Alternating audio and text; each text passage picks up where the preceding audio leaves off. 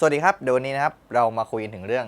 เลนส์ Canon RF 35mm f 1.8 ตัวนี้นะครับเป็นเลนส์ติดกล้องตัวใหม่ของผมไปแล้วนะครับผมใช้งานจริงมาเกือบปีนะครับเป็นเลนส์ที่ค่อนข้างที่จะอเนกประสงค์มากๆนะครับแล้วน้ำหนักมันเนี่ยก็ไม่ได้หนักมากหนักประมาณ300กว่ากรัมนะครับผมก็เลยใช้เลนส์ตัวนี้นะเป็นเลนส์ติดกล้องไปเลยนะครับด้วยคุณสมบัติที่ว่ามันใช้ถ่ายได้ทั้งภาพนิ่งและวิดีโอนะครับในงานภาพนิ่งนะครับระบบออโต้โฟกัสของมันทำงานได้ค่อนข้างที่จะรวดเร็วนะครับแต่ก็ไม่ได้เร็วมากแบบปื๊ดปัดปื๊ดปานะคือมันเร็วเพียงพอต่อการใช้งานทั่วไปนะครับส่วนในงานวิดีโอนะครับของเลนส์ RF ทุกตัวเนี่ยที่เป็นขอบเงินที่ผมเคยใช้มาเนี่ยมันจะโฟกัสค่อนข้างที่จะช้าลงไปพอสมควรนะครับตอนนี้ Canon เขาก็เลยออกตัวใหม่มาเป็น35 1.4 VCM ตัวนั้นก็จะทำงานออโต้โฟกัสในงานวิดีโอได้ที่ค่อนข้างรวดเร็วนะครับแต่ว่าราคาก็จะต่างจากตัวนี้พอสมควรเลยนะครับราคาตัว RF 35 f 1.8 ตัวขอบเงินตัวนี้นะครับมือหนึ่งเนี่ยอยู่ประมาณสัก 17,000 ถึงประมาณ 20,000 นะครับส่วนราคามือสองเนี่ยอยู่ตั้งแต่ราคาหลัก 10,000 ถึง 12,000 อันนี้เป็นราคากลางๆนะครับสำหรับคนที่สนใจนะครับและอยากประหยัดงบนะผมแนะนำให้ซื้อมือ2นะตัวนี้ผมก็ซื้อมือ2มานะครับซื้อมาในราคา 10,000 กับอีก500 บาทนะครับก็ค่อนข้างที่จะคุ้มกับราคาที่จ่ายไปมากๆเลยนะครับซึ่งผมเคยทำคลิปเอาไว้นะเดี๋ยวผมจะแปะไว้ให้นะครับคลิปในวันนี้ยังไม่ได้มาแบบว่าเจาะลึกสำหรับเลนส์ตัวนี้ขนาดนั้นนะจะมาพูดถึงฟังก์ชันโดยรวมของมันแล้วจะให้ดูภาพตัวอย่างด้วยนะครับก็อันแรกเลยนะเดี๋ยวผมจะให้ดูรอบๆตัวบอดี้ของตัวเลนส์ตัวนี้นะครับเลนส์ตัวนี้ก็ขนาดเท่ากับฝ่ามือนี่เองนะครับเนี่ยประมาณฝ่ามือหนึ่งนี่เองนะครับไม่หนักมากนะครับเปิดมาข้างหน้านี่นะครับฟิลเตอร์นะครับเป็นขนาดให้2มิลนะครับก็ฟิลเตอร์ที่ผมแนะนำให้ซื้อมาใส่นะครับก็เป็น KNF Concept ซีรีส์ Nano X นะครับมันก็จะขับประสิทธิภาพของตัวเลนส์ออกมาได้ดีที่สุดนะครับข้างหน้าตัวเลนส์ก็จะเป็นลักษณะอย่างนี้นะครับเวลามันโฟกัสเนี่ยมันก็จะโฟกัสยื่นออกมาข้างหน้าแล้วก็จะมีเสียงดังขึ้นนิดหน่อยนะครับก็เดี๋ยวผมจะถอดฟิลเตอร์ออกให้ดูอีกทีนะครับนี่นะครับข้างหน้าตัวเลนส์จะเป็นในลักษณะนี้นะสำหรับ35มิล f 1.8 นะครับฟิลเตอร์นี้ผมแนะนำให้ใส่เอาไว้นะครับเพราะว่ามันกันหน้าเลนส์แตกหรือหน้าเลนส์เป็นรอยได้นะครับแล้วก็ถ้าเราไอ้นี่อย่างไอ้นี่เมื่อกี้นิ้วผมไปโดนก็เดี๋ยวค่อยเช็ดทีหลังนะครับโอเคมาครับตรงข้างหน้านี่นะครับก็มีคำว่า Canon Lens นะครับ RF 35 f 1.8 Macro ISSTM นี่นะครับแล้วก็เป็นขอบเงินตรงนี้นะซึ่งใครอยากจะติดขอบแดงก็ไปหาสติกเกอร์มาติดเอาได้นะครับอันนี้ตรงนี้ก็จะเป็นคอนโทรลริงนะครับซึ่งเวลาเราหมุนเนี่ยมันจะมีเสียงด้วยนะครับแล้วผมจะให้ได้ยินเสียงใกล้ๆในไมค์นะครับ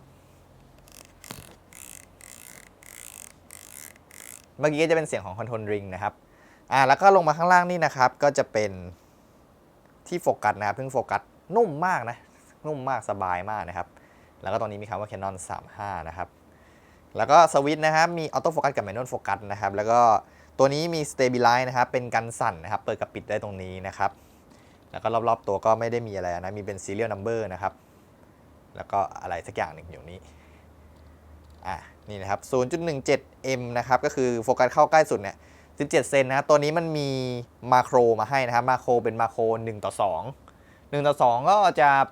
ถ่ายได้พอๆกับ 24 1.8 85 f2 พอๆกันนะครับแต่เรื่องความคมของเลนส์ตัวนี้ผมว่ามันจะสู้พวก2ตัวนั้นไม่ได้2ตัวนั้นมันจะมาที่หลังนะผมมี 85 f2 อยู่เนี่ยค่อนข้างที่จะได้ความคมกว่าตัวนี้นะครับคุณภาพจะดีกว่านะครับต่อไปนะครับเดี๋ยวจะลองถอดข้างหลังให้ดูนะครับเปิดฝามานะครับเป็น RF นะครับจะมีจุดแดงๆอยู่นี่เปิดมาข้างหลังนะครับจะมีลักษณะเป็นอย่างนี้นะครับสวยงามพอสมควรนะครับนี่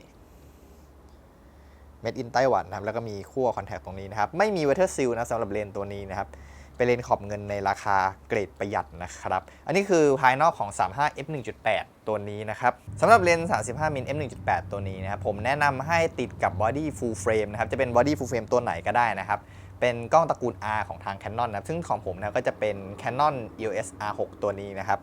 ซึ่งพอมันประกบคู่กับ 35 1.8 นะครับมันจะเป็นคู่หูที่ลงตัวกันพอสมควรเลยนะครับใช้ถ่ายงานได้ทั้งภาพนิ่งทั้งวิดีโอเลยนะครับคือด้วยระยะ 35 นะครับมันก็จะไม่ได้แคบแล้วก็ไม่ได้กว้างเกินไปนะสำหรับคนที่ไม่เคยใช้เลนส์ฟิกมาก่อนเนี่ยพอมาใช้เลนส์ตัวนี้เนี่ยอาจจะรู้สึกว่า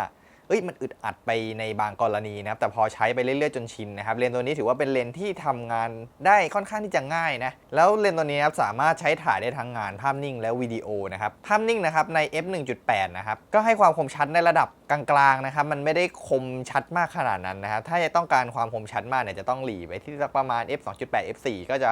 คมชัดไปเรื่อยๆนะครับแต่ถามว่าตามการใช้งานจริงเนี่ย มันเพียงพอไหมต่อการใช้งานใน 1.8 ผมบอกเลยนะครับว่าเพียงพอต่อการใช้งานนะซึ่งเดี๋ยวมีภาพตัวอย่างให้ดูนะผมเอาไปใช้ทั้งถ่ายงานพิธีถ่ายพอร์เทรตอะไรพวกนี้ผมก็เอาตัวนี้ออกไปถ่ายแล้วก็เปิดที่ 1.8 ถ่ายนะครับก็ไม่ได้มีปัญหาอะไรนะครับเรื่องการโฟกัสคู่กับตัวกล้องนะครับโอ้ถือว่ายอดเยี่ยมนะครับขอเป็น body full frame นะครับมันจะได้ระยะที่กำลังดีนะถ้าไปใส่ APS-C มันจะเป็นระยะ50กว่านะครับซึ่งบางทีมันอาจจะถ่ายแบบว่าอารมณ์แบบมันจะเปลี่ยนฟิลลิ่งในการใช้งานไปนะมันจะไม่ใช่เลนส์35มันจะเป็นเลนส์ประมาณ50กว่านะครับส่วนในงานวิดีโอนะครับก็เลนส์ตัวนี้ก็มีการสั่นมาให้นะคือการสั่นของตัวเลนส์มันก็ไม่ได้ดีอะไรขนาดนั้นนะครับแต่ถ้าประกบคู่กับบอดี้ที่มันมีการสั่นอย่างเช่น Canon R6 พวกกล้องตระกูลที่มีการสั่นนะมันก็จะทำงานออกมาได้ดีมากยิ่งขึ้นนะครั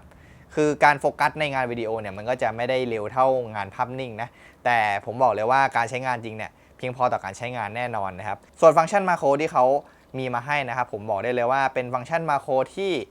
เราสามารถเอาไปใช้งานจริงได้ในหลากหลายสถานการณ์นะครับอย่างเช่นแบบต้องการจะไปโคสอัพของใกล้ๆอะไรพวกนี้ในงานภาพนิ่งก็สามารถใช้ถ่ายได้แต่ผมว่ามันจะมีประโยชน์ต่องานวิดีโอมากๆนะครับคือเราจะสามารถเข้าใกล้กับวัตถุสิ่งของได้มากยิ่งขึ้นนะครับเราจะได้เห็นรายละเอียดอะไรที่ค่อนข้างที่จะชัดมากยิ่งขึ้นนะสำหรับเลนส์ตัวนี้นะครับแล้วด้วยตัวเลนส์ที่มันมีน้ำหนักไม่ได้เยอะมากนะครับและเป็นระยะที่กำลังสวยนะครับก็เลยกลายเป็นว่าเลนส์ตัวนี้ผมก็พกออกไปถ่ายเล่นด้วยถ่ายท่องเที่ยวด้วยนะครับก็ถือว่าค่อนข้างที่จะครบจบในตัวเดียวนะสำหรับเลนส์ฟิกในระยะ35นะครับคือเลนส์ตัวนี้เป็นเลนส์ที่ผมรู้สึกว่าซื้อมาแล้วค่อนข้างคุ้มกับราคาที่จ่ายไปนะสำหรับมืออาชีพที่ต้องการพกเลนส์เล็กๆนะครับก็เอาไปใช้งานได้เหมือนกันนะครับแต่ก็จะมีบางสถานการณ์ที่ไม่เหมาะกับเลนส์ตัวนี้คือในสถานการณ์ที่แบบว่าต้องการถ่ายคนรวมเยอะๆแล้วพื้นที่มันค่อนข้างจำกัดเนี่ย35มันจะไม่ได้เปรียบเท่ากับพวก24พวกนั้นนะอันนี้ก็ต้องยอมรับไปนะเพราะว่าเลนส์ตัวนี้ก็เป็นระยะแบบมันจะออกกว้างก็ไม่กว้างมันจะออกแคบมันก็ไม่แคบนะมันจะอารมณ์ประมาณว่าถ่ายแบบในระยะกลางๆนะครับในงานทั่วไปแต่ว่าในงานพิธีเนี่ยผมสามารถใช้35เนี่ยไปใช้ถ่ายงานได้แทบจะทั่วทั้งงานเลยนะแต่ผมก็จะติดอีกตัวหนึ่งไปคือ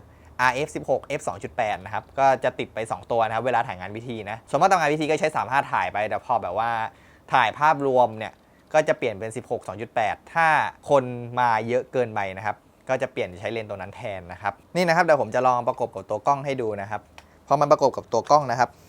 นี่ปึ๊บใส่เข้ามานะครับแล้วก็ปึ๊บเข้ามานะครับตัวแค่นี้เองครับตัวแบบเล็กน่ารักมากนะครับเนี่ยเอาใช้ถ่ายงานได้แล้วนะครับสำหรับบอดี้นะครับกับเลนส์35 f 1.8 ตัวนี้นะผมรู้สึกว่ามันเป็นคู่ที่ลงตัวนะมันเป็นคู่ที่แบบว่าใช้ถ่ายงานทั้งภาพนิ่งทั้งวิดีโอได้หมดเลยนะเนี่ยแต่เซตแค่นี้เองนะครับเนี่ยคือบอดี้ก็มีการสั่น20ล้านพิกเซลเพียงพอต่อการใช้งานทั่วๆไปแล้วก็วิดีโอเนี่ยโหมดโฟกัสก็ค่อนข้างที่จะดีนะครับเนี่ยผมใช้คู่นี้ไปใช้ทั้งถ่ายงานแล้วก็ถ่ายเล่นนะครับเนี่ยแบบนี้เลยนะครับลงตัวมากนะครับในงานภาพนิ่งนะครับใน35เนี่ยผมว่ามันละลายกำลังนิ่มๆสวยๆนะถ้าคุณต้องการให้มันละลายมากกว่านี้ก็ไปซื้อตัว 1.4 นะครับเป็น RF35 1.4 VCM ตัวนั้นก็จะราคามากกว่าตัวนี้ประมาณ 2-3 เท่านะมัน 20,000 กับ 60,000 ประมาณนั้นนะครับหรือจะไปเล่นพวกแบบว่า Sigma R35 f 1.4 นะครับเป็นตัว EF mount นะก็คือต้องต่ออะแดปเตอร์เพิ่มเข้าไปนะเพื่อที่จะใช้งานเลนตัวนั้นนะคือมันจะหนักกว่าตัวนี้ประมาณหนึ่งตัวนั้นมันรวมอะแดปเตอร์ประมาณ 6-700 กรัมนะครับตัวนี้มันแค่300กว่ากรัมนะครับมันสามารถพกไปถ่ายท่องเที่ยวได้ง่ายๆนะครับแล้วก็ใช้งานกับฟังก์ชันของ Canon เต็มระบบนะเพราะมันเป็นเลนส์ RF mount นะครับส่วนในงานวิดีโอนะครับผมก็ใช้ถ่ายงานมาค่อนข้างที่จะหลากหลายพอสมควรนะครับสำหรับใครที่อยากจะดูเนื้อไฟล์งานวิดีโอนะแนะนำให้ไปดูช่อง Bonsai Station นะครับช่องนั้นก็เนี่ยคู่นี้เลยนะครับผมจะถ่ายในฟอร์แมต 4K 25 เฟรมนะครับก็ไม่ได้ติดกิมบอลไม่ได้ติดพวกอุปกรณ์ช่วยยกเว้นใส่ขาตั้งนะแล้วก็เดินถือถ่ายอย่างนี้เลยนะก็ค่อนข้างที่จะให้ภาพออกมาที่ดีนะครับและในวิดีโอนะผมจะชอบฟังก์ชันตรงนี้มากนะครับคือในการใช้งานจริงนะครับบางทีนะผมก็จะเข้าไปเปิดการสั่นนะครับนี่เข้าไปเปิดการสั่นนี้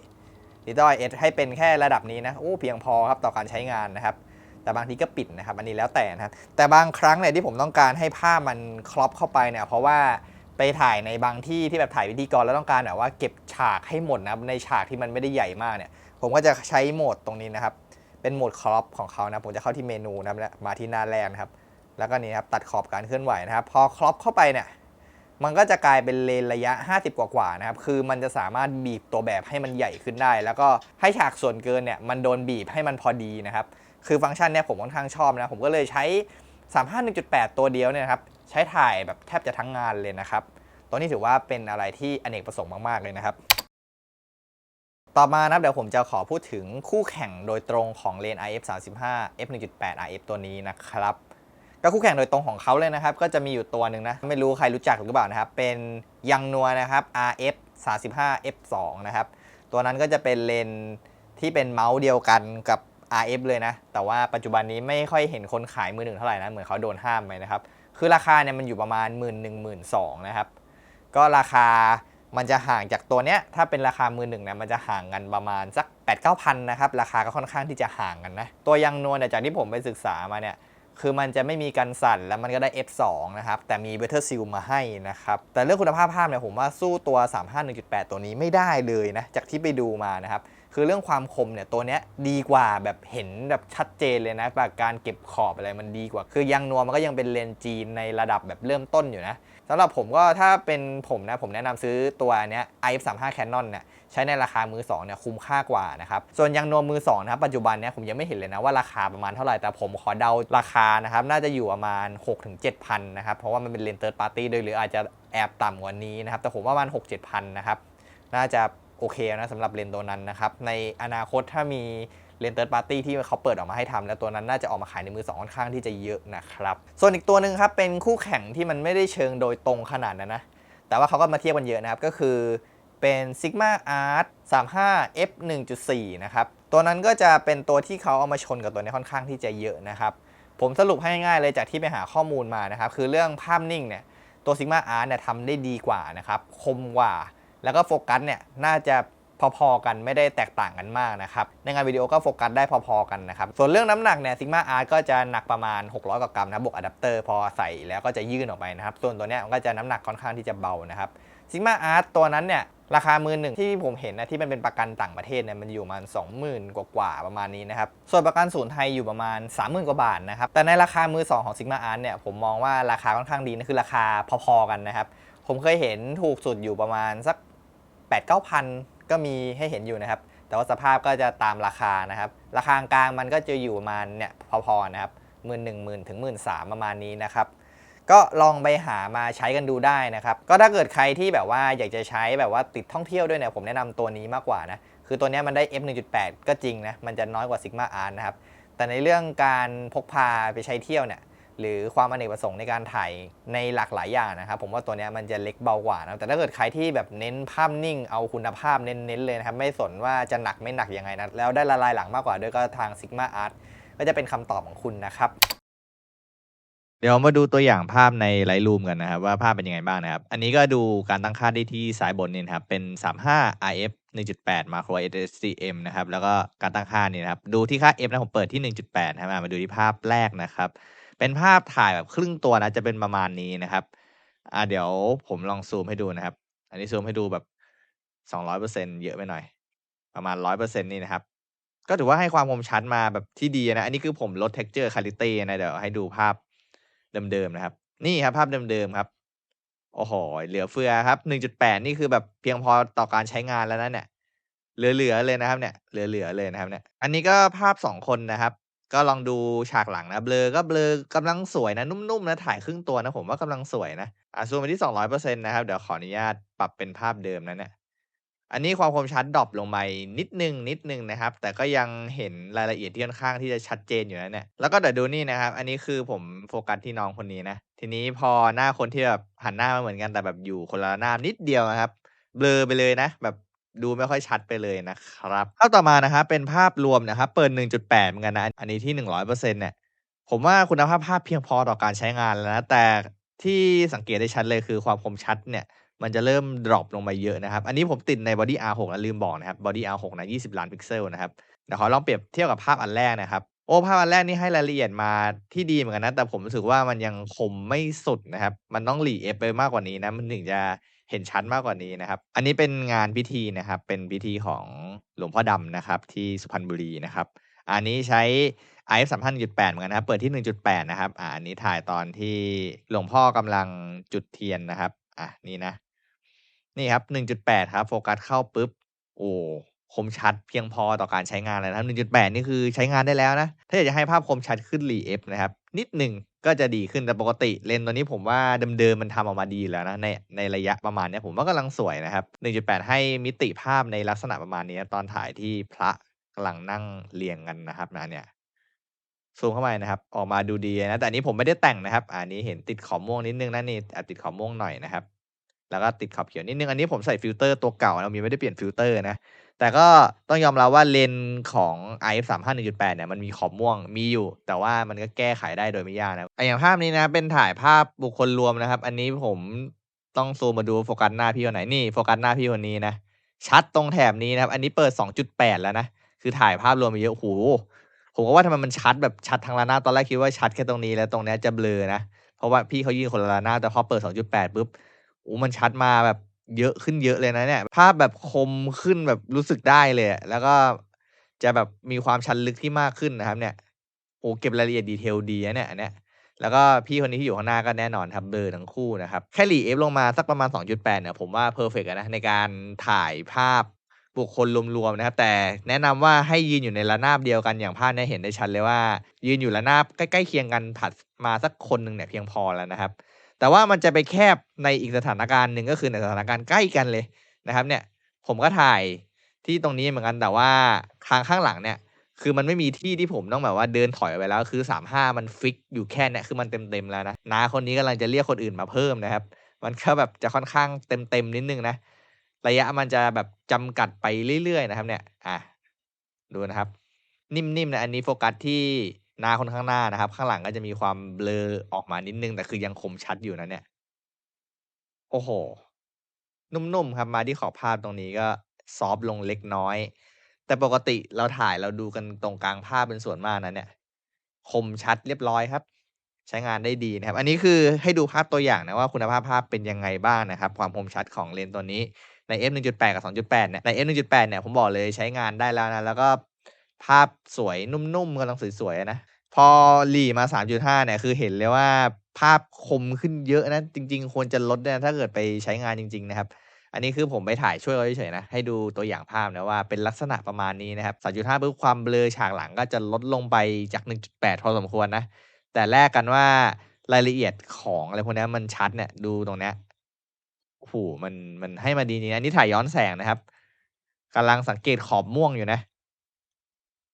ไม่มีนะอันนี้ผมใช้แฟลชยิงช่วยนะครับก็เลยแบบภาพสว่างเพราะอันนี้มันถ่ายย้อนแสงนะครับโอเคก็เป็นประมาณนี้นะครับสำหรับภาพจากเลนส์ตัวนี้นะครับที่เปิดค่า f 1.8 จะได้ภาพประมาณไหนแล้วก็ได้ฟีลลิ่งประมาณไหนความคมประมาณไหนนะครับลองให้ดูตัวอย่างภาพจากการใช้งานจริงนะครับก็เป็นยังไงบ้างครับกับเลนส์ 35 f 1.8 ตัวนี้ครับก็ถือว่าเป็นเลนส์ที่ค่อนข้างที่จะอเนกประสงค์พอสมควรนะครับในงานภาพนิ่งเนี่ยผมว่าก็ให้ภาพออกมาที่กำลังสวยเลยนะ f 1.8 เนี่ยเพียงพอต่อการใช้งานแล้วนะครับในการถ่ายงานพิธีเนี่ยใช้ตัวเดียวผมว่าใช้ถ่ายได้เลยนะอันนี้ต้องบอกก่อนนะว่าเป็นพิธีทั่วๆไปนะบางที่ถ้ามันแคบมากๆเนี่ยก็อาจจะไม่พอนะครับส่วนใน